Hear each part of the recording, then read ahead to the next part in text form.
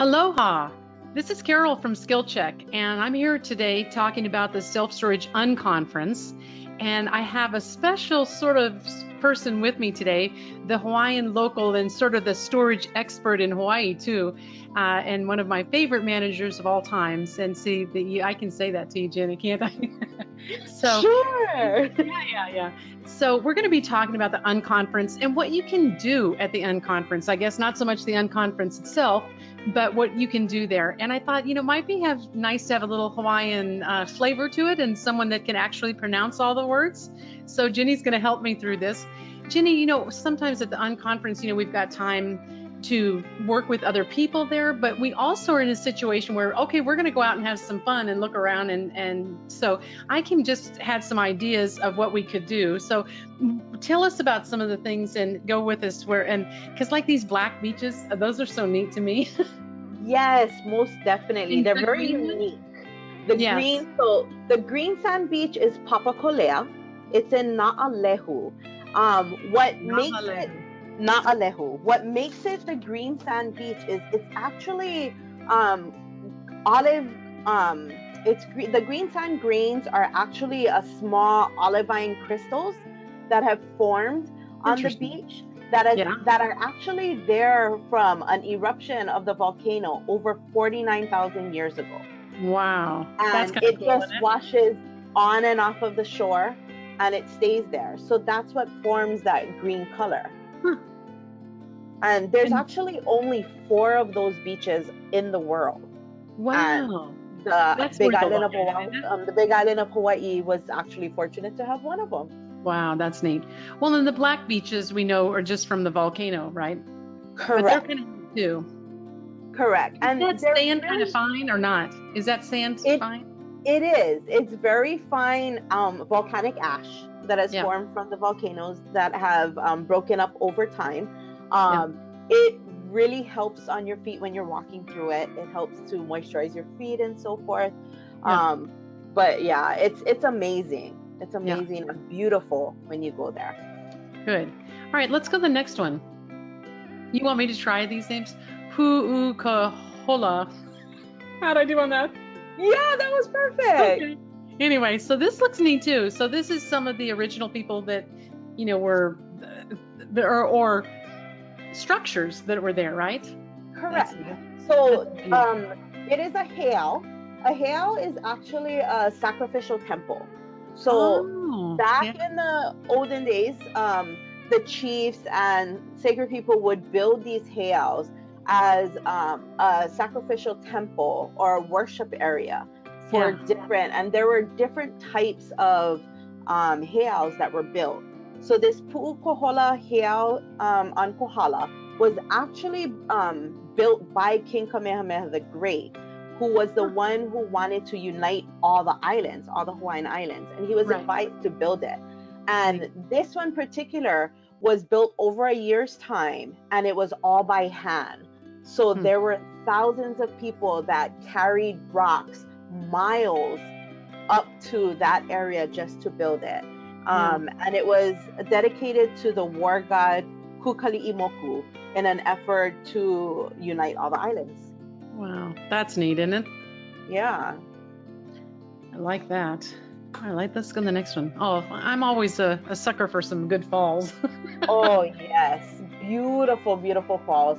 The Waili'ikahi Falls in Kohala, it is a beautiful fall that it's actually a 17 and a half, almost 18-mile hike to get to that fall. Wow. So it's not something that's too easy, but if you're a hiker, if you like to do those types of things, it's very rewarding. Well, there's a couple people down there in the photo. Can you see them? Yeah. See them by the water there? Oh, it's beautiful. It actually, it's so rewarding because the view is spectacular up there.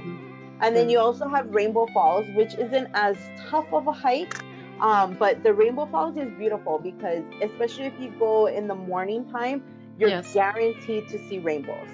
And the fall cascades over an 80-foot cave. That cave that you're seeing behind that waterfall at Rainbow Falls is an 80-foot lava cave that was formed. That's neat. So it's beautiful. I used to dive a lot, but I've never not in Hawaii, but in Australia and the Caribbean. But we had some caves like that to go into. Fascinating. Underneath is so cool looking. Really. Yes, exploring it is always fun. Yeah. All right, let's look at the next one. Oh, gardens. I gotta like gardens too, right? That's at my age now. The gardens are good. Very peaceful. And what's good about the Big Island is because of the weather, you always have nice, cool, rainy weather. So the greenery is so beautiful. No matter where you go, when you find a botanical garden, it's so beautiful out there. And it's very relaxing.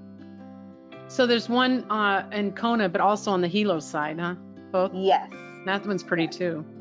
Yeah. So the Hilo one, actually, the Liliuokalani Park and Gardens, that one is well known. It was actually donated by Queen Liliuokalani, and it does have that Japanese garden style. I've noticed that. And then it includes a small island that is called Moku Mauna Kea. Moku Ola, which is known for the healing place. Oh, huh. Yeah, I need that too. As I get older, I need all these things. Oh, yeah. That's look nice too. The Astronomy Center. Yes. So the Astronomy Center is really nice. They have a lot of things out there that you're able to look at the stars, find out about the different, astrological things. It's good because the height that that they have up there, they're able to see more than other places. Right. So that's why they have that Imiloa Astronomy Center there. And then they also have the Mauna Kea Summit and Observatory. When we do have a lot of rain and it gets really cold, this is one of the places, there's only 2 places in Hawaii that actually get snow. And Mauna Kea is one of them. Yeah. Wow, that's cool, isn't it? Yes. It's beautiful up there. And what's the drive up there? Like, how far, like if you were in Hilo, how long to get up to? It's a couple hours drive. That's what I was thinking. And then the elevation is so high also. So if you do have asthma problems or respiratory problems, you might want to take your inhaler with you, or make sure that you're not feeling a little under the weather, because of the height, it does get a little hard to breathe up there at times. Right. Yeah, but it is so pretty. Even the way the clouds are hanging there, it looks gorgeous, doesn't it? Yes. And on good days when the clouds are low, you can actually drive through the clouds. Yeah. Okay. Beautiful. Now, the Panama Zoo. Panama Zoo is a rainforest zoo. It's located in Hilo. It's beautiful because it has a variety of not only animals, but it does have plants, flowers, and trees. Yeah, those are beautiful along the walkway there. It's the only zoo in the U.S. actually located in a rainforest. Huh. That's neat. And then they do have some rare animals. Like when the last time I visited there was actually this white tiger that was just so beautiful. Yeah. Did you watch that Tiger King show? I did. It was funny, wasn't it? It was. After I started watching, like it was, I was like, I gotta stop watching this. This seems like below my intelligence level, but I kept watching it. Yeah, it gets you hooked. It was horrible. And in the farmers market, what I love is that, like, I don't even always see some of the fruits and the vegetables and things like in the mainland. And I always am fascinated by even the flowers and the different things that they have there. Are so neat. You have a variety. If you can find a farmer's market when you're here, definitely visit it. You have the freshest fruits and vegetables. Also, there's some unique treats that are made only in Hawaii that you can find there, along with the flowers. And everything that is sold there is locally owned and grown here in Hawaii. And then also it's picked fresh. Guarantee it's picked within the past day or 2 before they go to the farmer's market.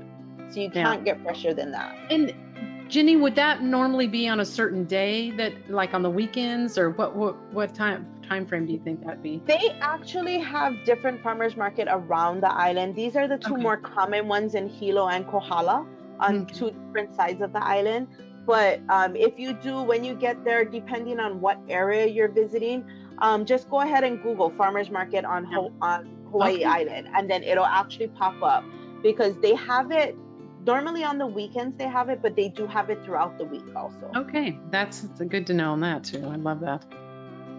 Well, volcanoes are a big deal. I know in my family, we want to go see a volcano. So how's that? How long is it going to take us to get there, do you think? Hawaii National Volcano Park is open daily, and it's actually our active volcano.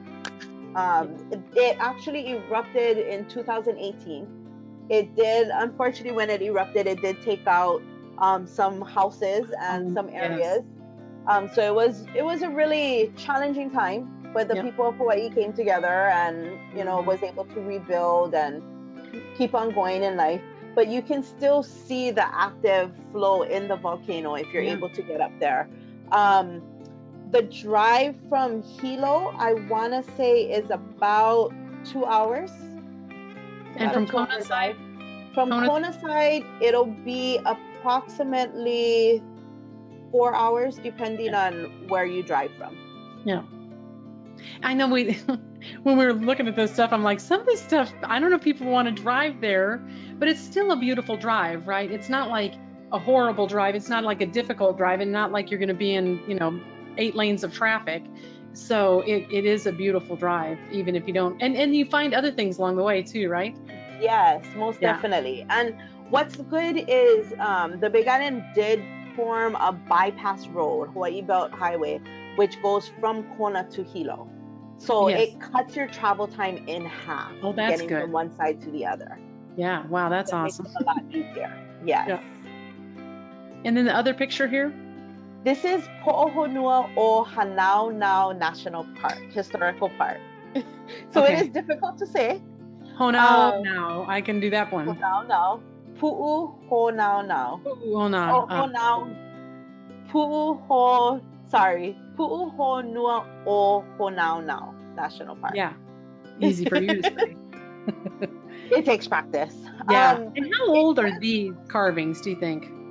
These, I am not 100% sure how old they are, but this area does house the ruins of the last major ancient Hawaiian hail, and then other historical things. And so a lot of times with places like this, it does house burial sites of the high chiefs and important people back in the old days.